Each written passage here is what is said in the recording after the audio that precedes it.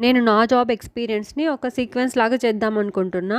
Fresher నుంచి experienced వరకు ఎన్ని కంపెనీస్ చేంజ్ అయ్యాను, సాలరీ ఎలా ఉంటది. ఇది టోటలీ సైన్స్ బ్యాక్‌గ్రౌండ్ వాళ్ళకి, that two medical coding job వాళ్ళకి బాగా యూజ్‌ఫుల్ అయితుంది. మీ ఫ్రెండ్స్‌లో ఎవరైనా ఉంటే షేర్ చేస్తుండండి.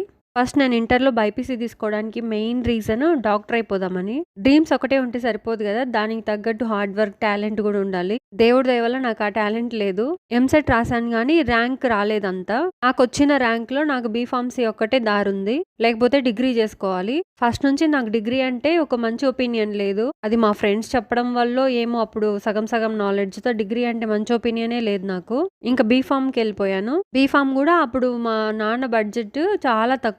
మా నాన్న బడ్జెట్‌కి నాకు ఏ కాలేజ్‌లో సీటొచ్చినా దానికంతా నో చెప్పేవాళ్ళు. ఫస్ట్ స్లాట్‌లో నారాయణ కాలేజ్ వచ్చింది నెల్లూరు. దానికి ట్యూషన్ ఫీజు 40,000 ఇంకా హాస్టల్ ఫీజు మంత్లీ 5,000 ఉంటది. మా నాన్న అంత అఫోర్డ్ చేయలేదు.